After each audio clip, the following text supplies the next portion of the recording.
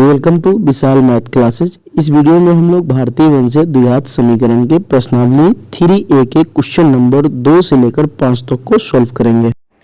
प्रश्न संख्या 2 का 1 का क्या कहना है कि क्या 2x² minus 5x plus 2 equal to 0 का एक मूल 5 होगा और क्यों।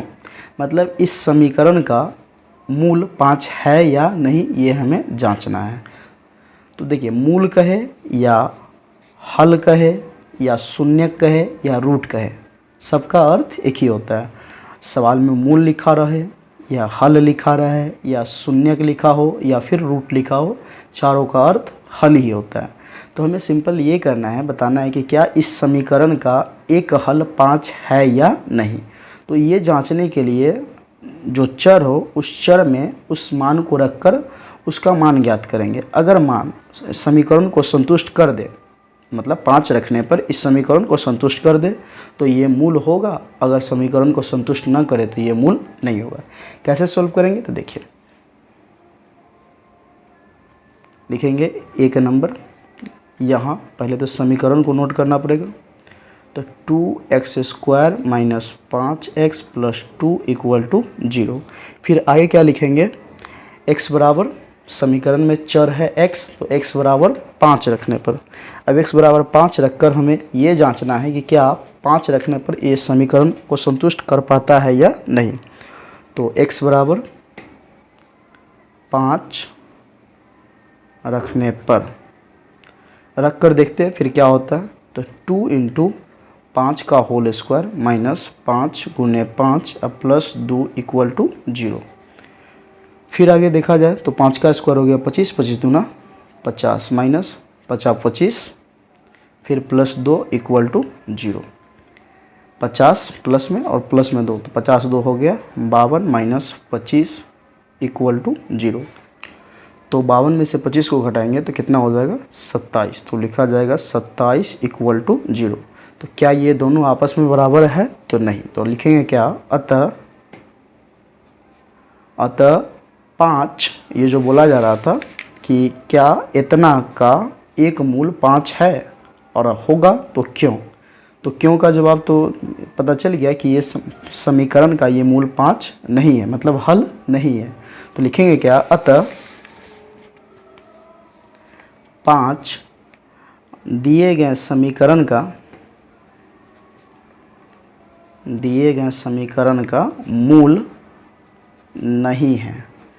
यही समीकरण को संतुष्ट कर देता, मतलब यहाँ भी 25 मतलब 0 इक्वल टू 0 आ जाता तो ये लिखा जाता अतः 5 दिए गए समीकरण का मूल है। बट यहाँ संतुष्ट नहीं कर रहा है, नॉट इक्वल टू है, तो इसीलिए लिखा गया मूल नहीं है। अब हम लोग 2 का 2 नंबर देखते हैं। क्या कहा जा रहा है, जांच कीजिए कि x बराबर 1 समीकरण इतना का हल है या नहीं। मतलब सिंपल, इस समीकरण में x के जगह पे 1 रखकर हमें ये जांचना है कि x बराबर 1 रखने पर इस समीकरण का हल हो रहा है कि नहीं हो रहा है। मतलब x बराबर 1 इस समीकरण को संतुष्ट कर रहा है या नहीं। अगर संतुष्ट करेगा तो हल होगा और नहीं करेगा तो हल नहीं होगा। तो सिंपल लिखेंगे क्या, पहले तो समीकरण को उतारेंगे, लिखेंगे यहाँ समीकरण है 3x² minus 2x minus 1 equal to 0। अब हमें ये देखना है x बराबर 1 रखना है। तो x बराबर 1 रखने पर, तो 1 रखेंगे तो क्या लिखा जाएगा, 3 इंटू 1 का स्क्वायर माइनस 2 गुने 1 माइनस 1 इक्वल टू 0। फिर आगे इसे सरल करेंगे तो क्या लिखा जाएगा, 1 का स्क्वायर हो गया 1 में जब 3 से गुना करेंगे तो हो जाएगा 3 माइनस 2 इकाई 2, फिर माइनस 1 इक्वल टू 0। तो 3 का हो गया 3 माइनस का 2 और माइनस का 1 हो गया माइनस का 3 इक्वल टू 0। 3 में से 3 गया तो आ गया 0 इक्वल टू 0। तो क्या देख रहे हैं, ये x बराबर 1 इस समीकरण को संतुष्ट कर रहा है कि नहीं कर रहा है। तो बिल्कुल कर रहा है। तो लिखेंगे अतः x बराबर 1 दिए गए समीकरण के अभिष्ट हल है। तो ये जो पूछा जा रहा था कि जांच कीजिए कि x बराबर 1 समीकरण इतना का हल है या नहीं। तो ये हल है। क्यों हल है, क्यों का जवाब अगर पूछ देता क्यों, तो वो क्यों का वजह ये रहा कि इस वजह से ये हल है। अगर ये नोट मतलब यहाँ पे कुछ और आ जाता, 0 ना आता, तो लिखते अतः x बराबर 1 दिए गए समीकरण का अभिष्ट हल नहीं है, बट हल है तो लिख दिए हल है। अब हम लोग प्रश्न संख्या 3 को देखते हैं। 2 का 3 में जो समीकरण है कह रहा है कि क्या x बराबर -1/2 और 2/3 समीकरण इतना के मूल है और क्यों। तो सिंपली इस समीकरण में x के जगह पे 1/2 और 2/3 रखकर हम लोग चेक करेंगे, अगर इस ये मान समीकरण को संतुष्ट कर देगा तो मूल होगा अथवा नहीं। तो लिखेंगे यहाँ समीकरण को पहले नोट करेंगे, 6x² - x - 2 = 0। फिर लिखेंगे x बराबर -1/2 रखने पर, तो 1/2 रखने पर देखते हैं क्या आता है। तो लिखा जाएगा 6 × -1/2 का होल स्क्वायर -1/2 और फिर ये माइनस का होल सीधा माइनस हो जाएगा और फिर -2 = 0। अब इसे आगे हम लोग तोड़ते हैं, तो 6 का हो गया 6, माइनस का स्क्वायर प्लस 1 का स्क्वायर 1, 2 का स्क्वायर 4, फिर माइनस इंटू माइनस हो जाएगा प्लस 1/2 का 1/2 -2 का -2 = 0। 2 से ये कटेगा 3 बार, 2 से ये कटेगा 2 बार, तो आ गया 3 इकाई 3 बट्टा 2 प्लस 1/2 -2/1 = 0। यहाँ ना कुछ है, एक देकर बटा पर का इसका जोड़ घटाव करते हैं, फिर देखते हैं क्या आता है। 2 2 1 का लसा हो जाएगा 2, 2 से 2 में भाग देंगे एक बार, तो 3 इकाई 3, फिर जोड़ 2 से 2 में भाग देंगे एक बार, तो 1 इकाई 1, फिर -1 से भाग देंगे 2 में, तो 2 बार, तो 2 दूना 4 = 0। 3 1 हो गया प्लस का 4 माइनस का 4 बटा 2 = 0। 4 में से 4 गया तो 0/2 = 0, और 0/2 कहने का अर्थ हो गया 0 = 0। तो क्या देख रहे हैं, x बराबर -1/2 रखने पर इस समीकरण को संतुष्ट कर रहा है। अब हम लोग x बराबर 3/2 रखकर चेक कर 2/3 रखकर चेक करते हैं कि क्या इस समीकरण को संतुष्ट कर रहा है कि नहीं। तो पुनः x बराबर 2/3 रखने पर इस मान से संतुष्ट होता है या नहीं। तो लिखा जाएगा 6 इंटू फिर से 2/3 का होल स्क्वायर माइनस 2/3, फिर माइनस का हो गया -2 = 0। 6 का हो गया 6, 2 का स्क्वायर 4, 3 का स्क्वायर 9, -2/3 का -2/2 और -2 = 0। 2 से ये कटेगा 3 से ये कटेगा 2 बार में, 3 से ये कटेगा 3 बार में, तो आ गया 4 दूना 8/3 -2/3 -2/1 = 0। 3 3 1 का लसा हो गया 3, 3 से 3 भाग देंगे एक बार, तो 8 इकाई 8 माइनस 3 से 3 भाग दिए एक बार, 2 इकाई 2, फिर माइनस 1 से 3 भाग दिए 3 बार, तो 3 दूना 6 = 0। फिर आगे देखा जाए तो ये प्लस का 8 माइनस का 2 और माइनस का 6 हो गया माइनस का 8/3 = 0। 8 में से 8 गया तो 0/3 = 0। फिर से लिखा जाएगा 0 = 0। तो क्या निष्कर्ष निकल रहा है कि x बराबर -1/2 रखने पर और x बराबर 2/3 रखने पर दोनों ही मान इस समीकरण को संतुष्ट कर रहा है। तो लिखेंगे अतः -1/2 तथा 2/3 दिए गए समीकरण के मूल है। हमसे यही पूछा जा रहा है कि क्या, सवाल का ये कहना था कि क्या इतना और इतना समीकरण के मूल है, तो हाँ ये समीकरण के मूल हैं। क्यों है, तो क्यों का जवाब ये रहा कि हाँ मान रखने पर समीकरण को संतुष्ट कर रहा है, जिस वजह से मूल है।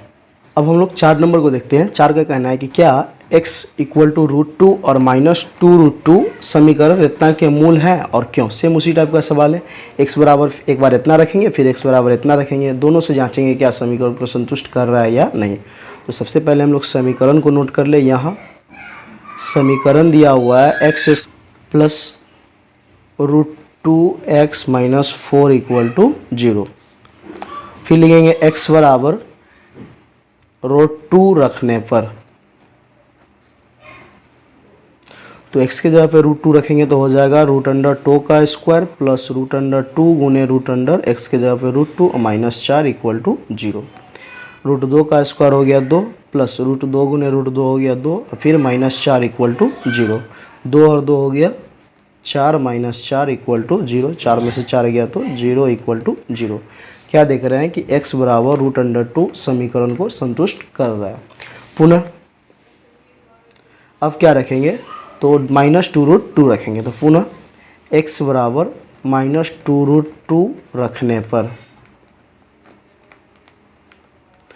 तो फिर से क्या लिखा जाएगा, -2√2 का होल स्क्वायर, फिर प्लस √2 इंटू एक्स के जगह पे फिर से लिखा जाएगा -2√2 और फिर -4 इक्वल टू 0। फिर इसे सरल करेंगे तो माइनस का स्क्वायर प्लस 2 का स्क्वायर 4 और √2 का स्क्वायर 2, तो 4 दूना हो गया 8। फिर प्लस एक चीज़ और गौर कीजिएगा, माइनस अगुने प्लस हो जाएगा माइनस, √2 गुने √2 हो जाएगा 2 और फिर 2 में जब 2 से गुना करेंगे तो 4 और फिर ये -4 इक्वल टू 0। 8 का हो गया 8, -4 और -4 फिर से हो गया -8 इक्वल टू 0। तो आ गया 8 में से 8 गया तो 0 इक्वल टू 0। क्या देख रहे हैं कि दोनों ही मान, चाहे ये मान हो चाहे ये मान, दोनों ही मान समीकरण को संतुष्ट कर रहा है। तो लिखेंगे क्या उसी टाइप से, अतः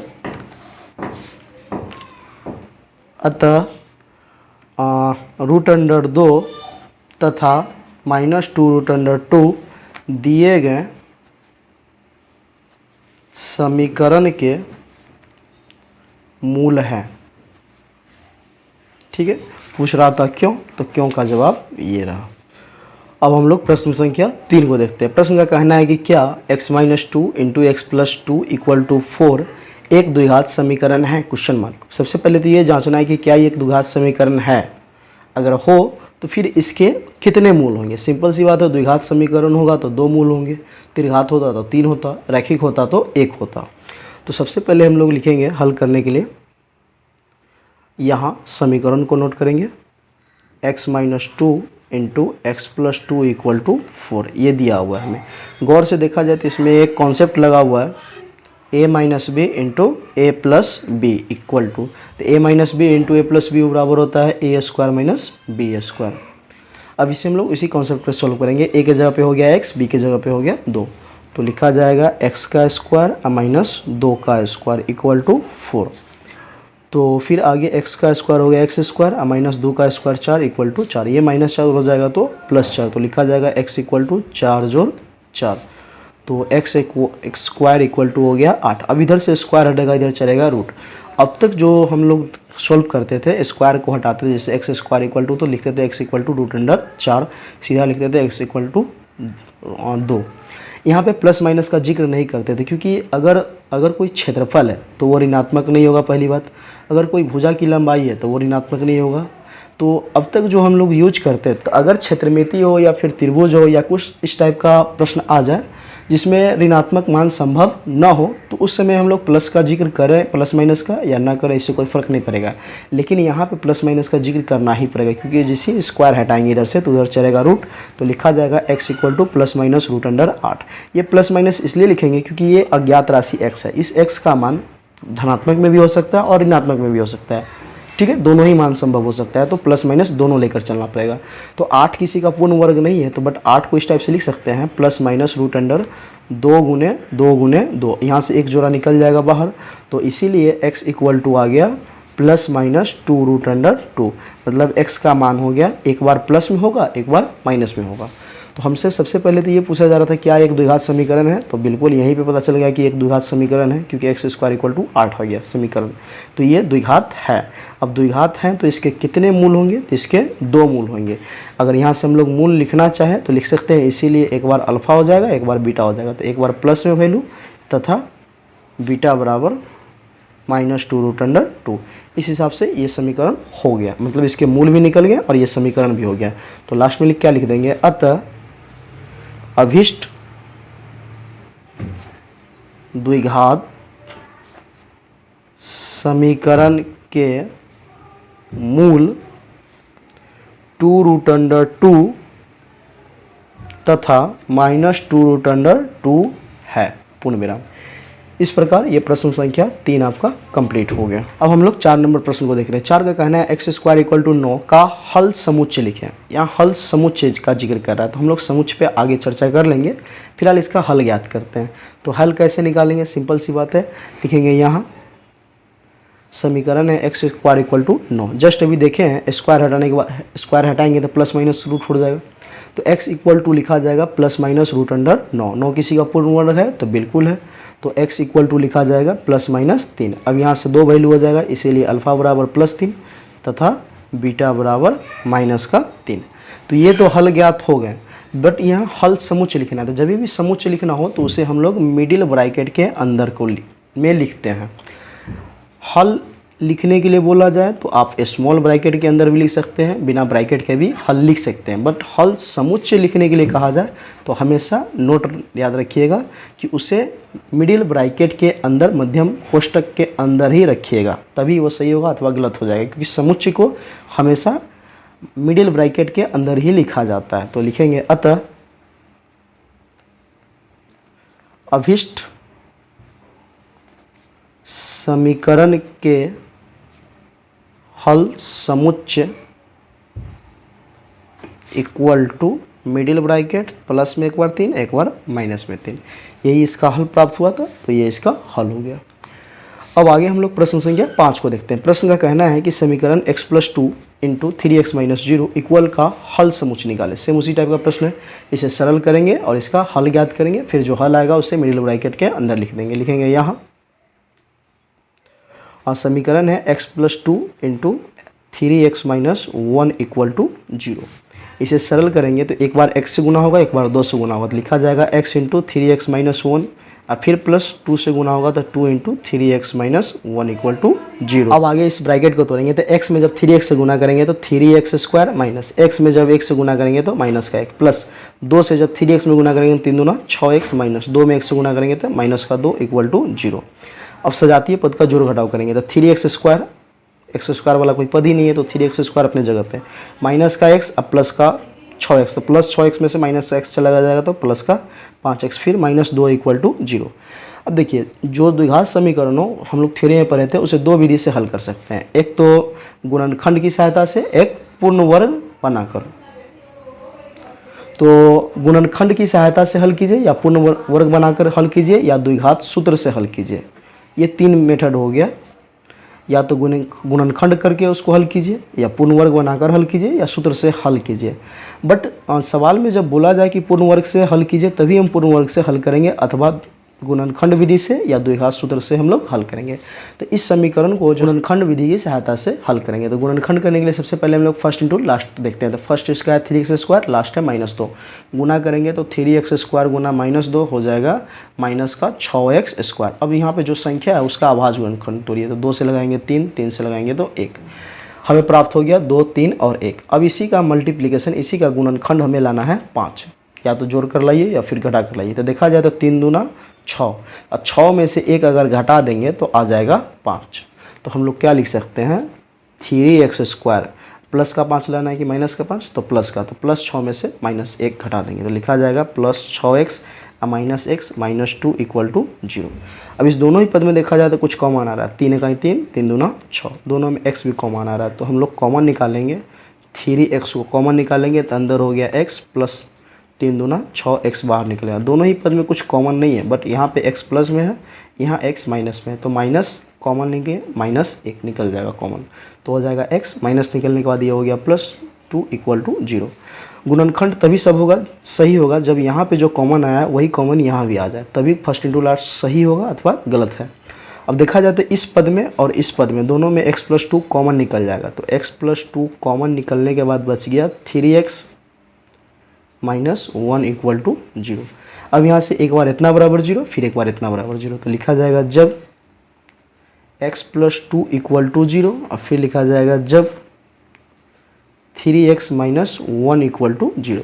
अब x प्लस 2 इक्वल टू 0 है तो इसीलिए लिख सकते हैं, इधर प्लस का 2 उधर गया तो माइनस का 2, x का एक मान ये हो गया, फिर इधर 3x इधर माइनस 1 उधर गया तो प्लस 1, इसीलिए x इक्वल टू 1/3। x का 2 मान आ गया। यही कह रहा था कि हल समुच्चय निकलिए, लिखिए, तो हल तो निकल गया। अब इसी प्रकार लिख देंगे अतः अभिष्ट समीकरण के हल समुच्चय। अतः अभिष्ट समीकरण के हल समुच्चय इक्वल टू -2, 1/3। इस हिसाब से ये प्रश्न संख्या आपका 5 कंप्लीट हो गया।